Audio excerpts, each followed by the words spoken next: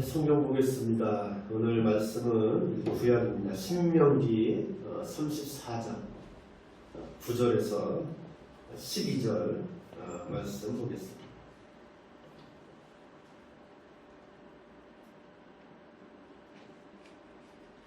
신명기의 마지막 장 보겠습니다.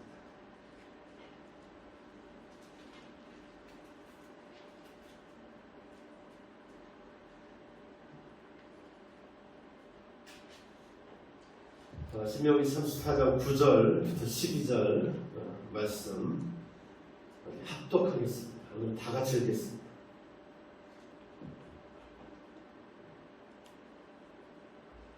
네, 찾으셨죠? 신명기 34장 9절 12절 시작.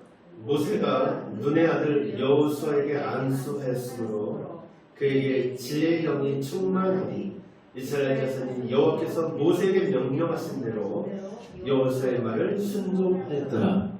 그 후에는 이스라엘의 모세와 같은 선지자가 일어나지 못하였으니 모세는 여호와께서 대면을 아시던 자요 여호와께서 그를 애굽 땅에 보내사 바로와 그의 모든 신하와 그의 온 땅의 모든 이적과 기사와 모든 그 권능과 위엄을 행하게 하시네 온 이스라엘의 목전에서 그것을 행한다이더라. 아멘. 네, 사람은 죽으면서 무엇인가를 남기는 존재입니다. 우리는 죽으면서 이 땅에 무엇을 남깁니다. 우리는 이 땅을 살아가면서 무엇을 남기고 삶을 마무리하며 삶의 매듭을 잘 지을 수 있어야 합니다. 종교는 어떻게 삶을 잘 마무리하느냐에 관한 문제를 다루는 것입니다. 여러분, 어떤 인생이 아름다운 인생일까요? 삶의 매듭을 잘 짓는 인생입니다. 삶의 시작이 축복이었다면 삶의 마지막도 아름다워야 합니다. 이 세상에서 삶을 끝으로 보지 않는 우리 그리스도인들에게 삶의 매듭을 잘 짓는 일은 굉장히 중요합니다. 마태복음 25장에 달란트 비유가 나옵니다. 저희는 종들에게 각각 5달란트, 2달란트, 1달란트를 맡기고 떠납니다. 그리고 돌아와서 종들에게 결산을 요구합니다. 무엇을 남겼느냐? 저희는 돌아와서 종들에게 그들이 맡긴 것을 가지고 얼마나 최선을 다했느냐를 물었습니다. 자신이 맡았던 분량만큼 얼마나 성실하게 살았는지를, 어떻게 삶의 매듭을 지었는지를 물었습니다. 이 비유와 마찬가지로 하나님께서도 우리에게 삶의 결산을 요구하실 것입니다. 왜냐하면 언젠가 우리 인생은 매듭을 지게 되어 있고 우리는 하나님 앞에 서서 우리에게 무엇을 맡기시고 살게 하셨던 주인 앞에서 결산을 할 것이기 때문입니다. 그러게 우리는 무엇인가 가치 있는 것을 남기는 삶을 살아야 합니다. 하나님은 우리 삶을 결산하시는 분이고 우리는 가치 있는 무엇을, 결산할 무엇을 남겨야 하는 존재이기 때문입니다. 오늘 저희는 한 사람의 결산에 관한 지금 성경을 읽었습니다. 오늘 이 본문은 모세에 대한 우리 신명기 저자의 평가입니다. 모세에 대한 하나님의 평가이기도 합니다. 모세가 무엇을 남겼는지에 관한 기록입니다. 모세가 어떻게 삶을 마감했는지 그것에 대한 이야기입니다. 오늘 신명기 저자는 모세를 이렇게 평가했습니다. 자, 우리 10절 한번 읽어보겠습니다. 자, 이게 모세 인생에 대한 평가입니다. 그의 삶의 우리 마감입니다. 읽어보겠습니다. 시작. 그 후에는 이스라엘의 모세와 같은 선지자가 일어나지 못하였나니. 아멘. 신명기 저자는 모세가 위대한 선지자였다라고 평가하고 있습니다. 자, 여기서 보면 오늘 모세는 위대하다라는 평가를 받고 있습니다. 위대함의 의미를 생각해 보겠습니다. 여러분, 모세가 위대한 선지자가 됐던 것은 그가 잘나서가 아니었습니다. 하나님이 그를 위대하게 만드셨기 때문이었습니다. 그리고 모세 역시 자신을 쓰시려는 하나님의 뜻대로 자신을 드렸기 때문이었습니다. 여러분, 두 가지 것을 보세요. 하나님은 모세를 위대하게 하시려고 하고 모세는 하나님이 자신을 쓰시는 대로 자기를 드렸습니다. 모세가 가진 위대함은 하나님께서 모세에게 많은 능력을 주셨기 때문이었고, 모세는 그 능력을 하나님의 뜻대로 잘 썼기 때문에 나온 것이었습니다. 여러분이 두 가지 기억하세요. 하나님 모세에게 능력 주시려고 했고, 모세는 그 능력대로 사용하려 했습니다.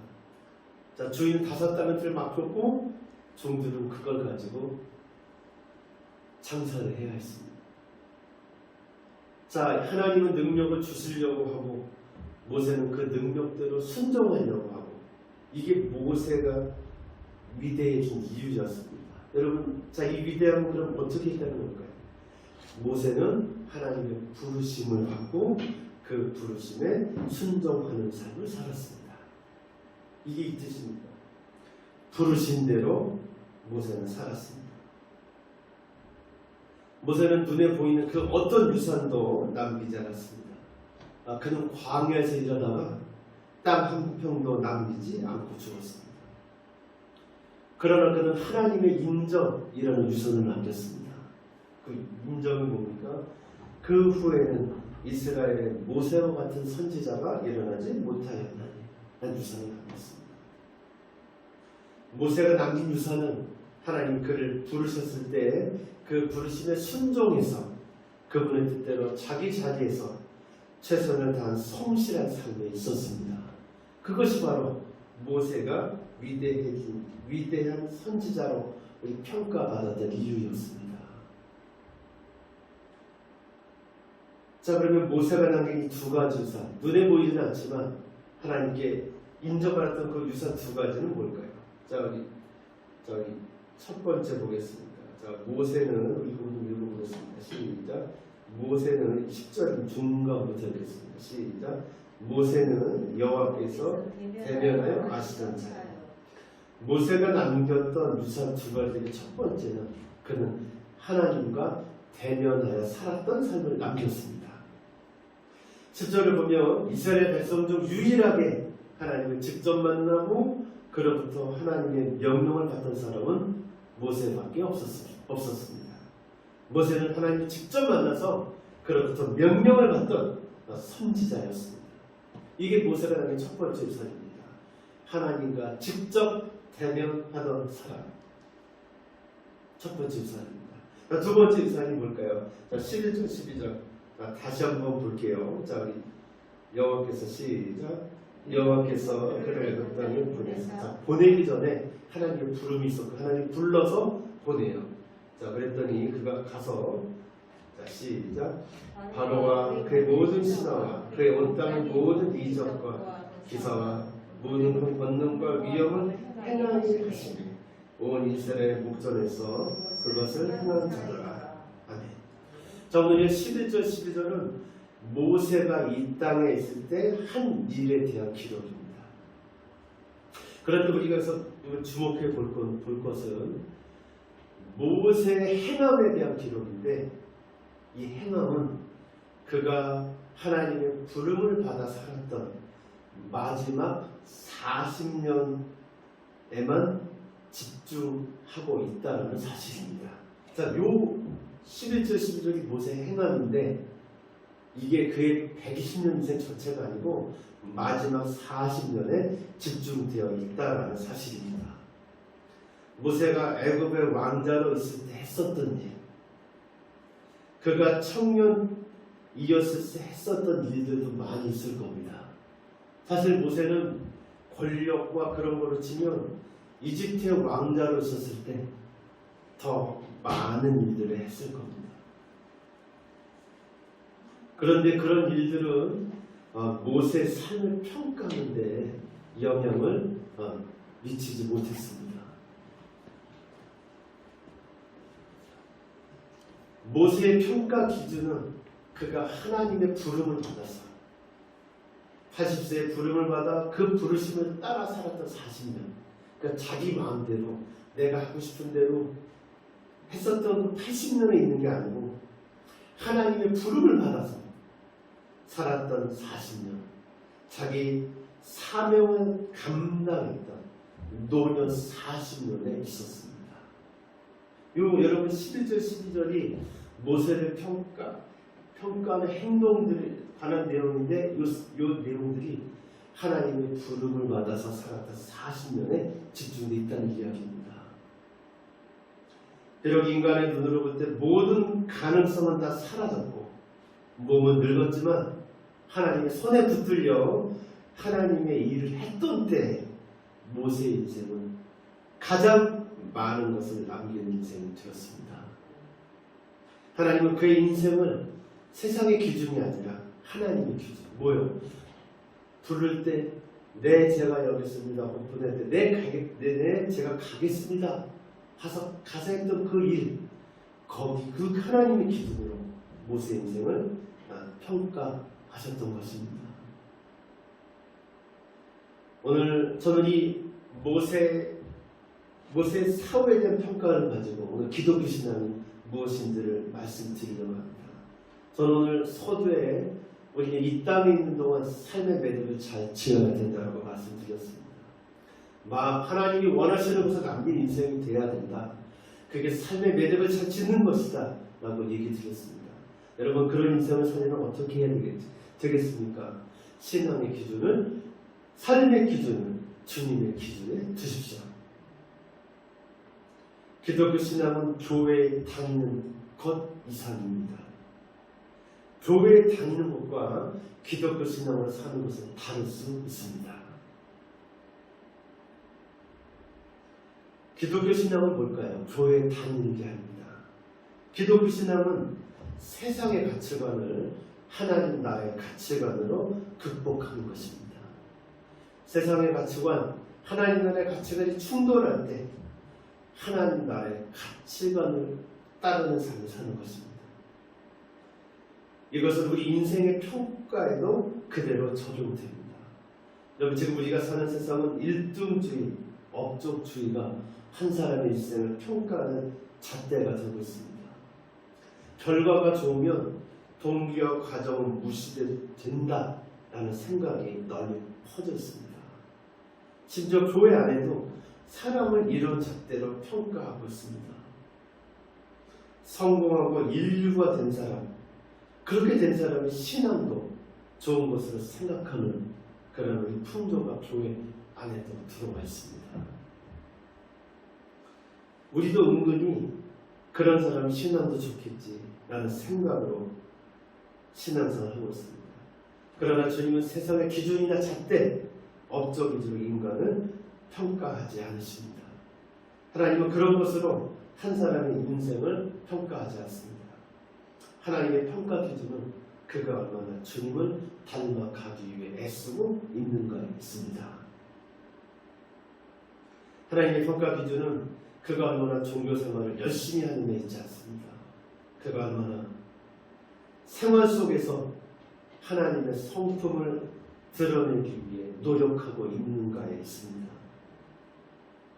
잘 되지 않고 실수할 때도 많지만 하나님의 평가 기준은 그 사람이 얼마나 일상에서 하나님의 뜻을 실천하기 위해 몸부림치는가에 달려 있습니다.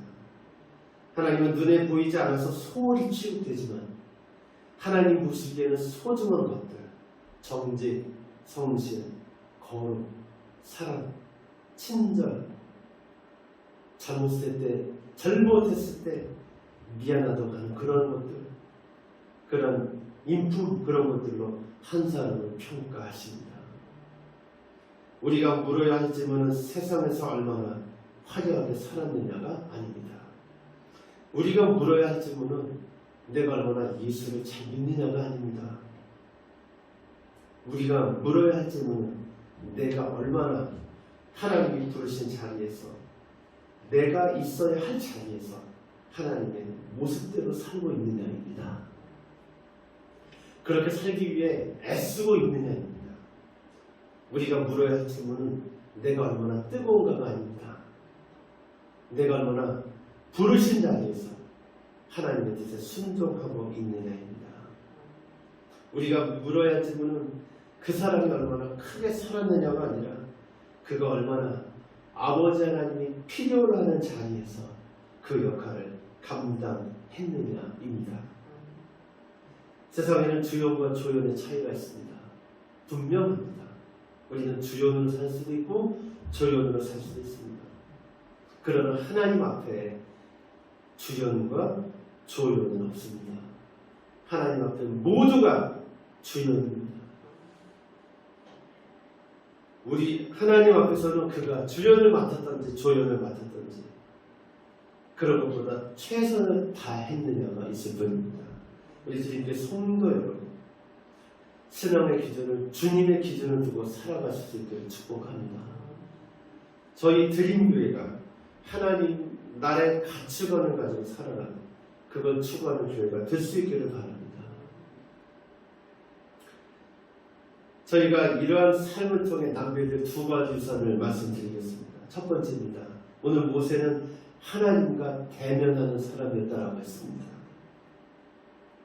저희가 남겨질 유산 두 가지, 첫 번째가 하나님과 동행하는 인생입니다. 우리는 하나님에 대한 불순종과 타락으로 하나님과 분리되어 하나님과 대면할 수 없었습니다. 그러나 예수님의 십자가에서 화목하게 하시는 사역 때문에 이제 그리스도인이라면 이제 우리는 누구나 대면해서 하나님을 볼 수 있게 됐습니다. 여러분, 이게 복음입니다. 예전엔 특정한 사람만 하나님을 만나서 봤습니다. 이제 누구나 하나님을, 우리 하나님과 우리 사이를 가로막고 휘장이 찢어졌기에 하나님을 대면해서 볼 수 있게 됐습니다. 성령님은 그리스도인인 우리와 함께 하십니다.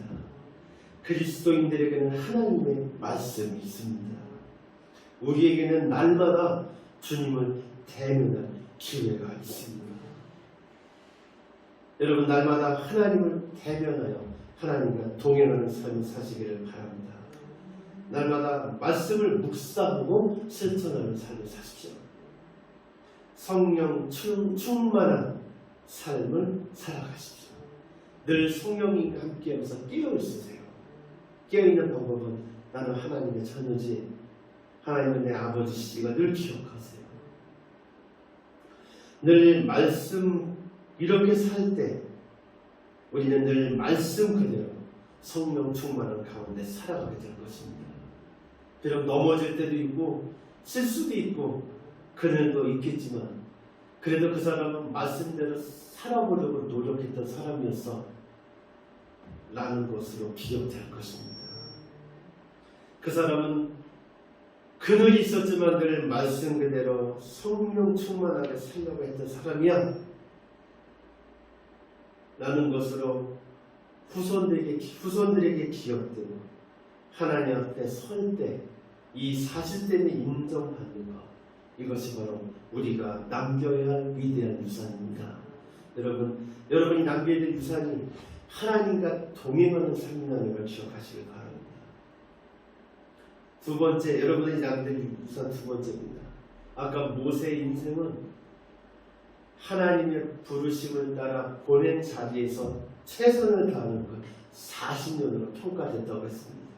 여러분, 하나님이 보내신 삶의 자리에서 그리스도인으로 최선을 다하십시오. 세상에 그냥 던져진 존재는 없습니다. 다시 말할게요. 우리 모두는 다 사명을 가지고 이 땅에 태어났습니다. 이 세상에 그래서 사명 없는 사람은 없고 그걸 알고 사는 사람, 모르고 사는 사람의 두 종류가 있을 뿐입니다. 여러분, 자신에게 주어진 사명을 감당하십시오. 여러분 모두 다 주의 일을 하십시오. 여러분, 예전에 그렇게 얘기했어요. 주의 일은 신학교에 가서 목회하는 것만 주의 일이라고 가르쳤어요. 여러분, 그렇지 않습니다. 하나님을 위해서 모두가 여러분이 하는 모든 일이 주의 일입니다. 사명은 목회하거나 선교사가 되어 선교하는 것만을 말하지 않습니다. 사명은 주님이 불러주신 대로 주님이 보내주신 그 자리에 가서 하나님의 뜻을 실천하는 것을 이야기합니다. 여러분 모두가 사명자라는 것을 기억하십시오. 여러분 모두가 있는 자리에서 십자가를 지는 삶을 살아야 한다는 걸 기억하십시오. 여러분들도 부르신 자리만 다르지 저와 똑같이 하나님께 순종해야 하는 사람들이라는 걸 기억하십시오. 주님이 불러주신 그 자리에서 당신을 향한 하나님 부르신 당신을 왜 거기에 보내는지에 대한 그걸 깨달으십시오. 그리고 그것에 답하는 삶을 사십시오. 여러분의 평범해 보이는 일상 가운데서 사명을 발견하십시오. 여러분들도 여러분 있는 자리에서 목회자처럼 선교사처럼 살아야 한다는 걸 기억하십시오. 저랑 무엇을 가지고 목회하느냐만 다르지 여러분들도 여러분의 삶의 자리에서 가정에서 목회하고 선교해야 한다는 걸 기억하십시오. 주님이 부르신 날까지 성실하게 최선을 다해 그리스도인으로 살아야 한다는 그 사명이 여러분에게 있다는 것을 기억하십시오. 그렇게 살아갈 때 하나님은 여러분을 통해서 많은 일들을 하실 것입니다. 그것이 바로 우리가 남길 위대한 유산입니다. 오늘 저는 모세의 사후평가를 가지고 우리가 어떠한 인생을 살아가야 하는지를 말씀드렸습니다. 여러분 신앙의 기준을 하나님께 두시길 바랍니다. 신앙의 기준을 하나님께 두고 날마다 하나님과 동행하는 삶의 현장에서 여러분을 보내신 분의 뜻대로 사명을 다하는 삶을 살아가십시오. 그래서 나중에 모세처럼 이스라엘의 모세와 같은 선지자가 일어나지 못하였나 라는 평가를 받는 하나님의 사람들이 되십시오. 착하고 충성된 종아 잘할도다 그렇게 칭찬받는 우리 성도들이 되십시오. 우리는 언젠가 죽습니다. 우리는 언젠가 하나님 앞에서 우리의 삶을 결산해야 합니다. 그날이 저벅저벅 여러분 앞으로 다가오고 있습니다. 두려워하지 마십시오. 그러나 그날은 내가 참으로 영광을 얻는 그런 날입니다. 그날이 올 때까지 하나님 나라의 가치 기준을 하나님과 동행하는 삶의 현장에서 사명을 다하는 삶을 살아가는 그런 여러분이 되시길 축복합니다. 그래서 모세처럼 위대한 유산을 남기는 그런 하나님의 사람들이 되십시오. 기도하겠습니다.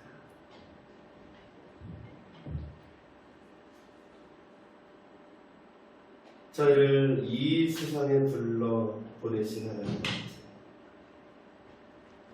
저희들을 불러 지금 각자의 자리에 보내주셨습니다.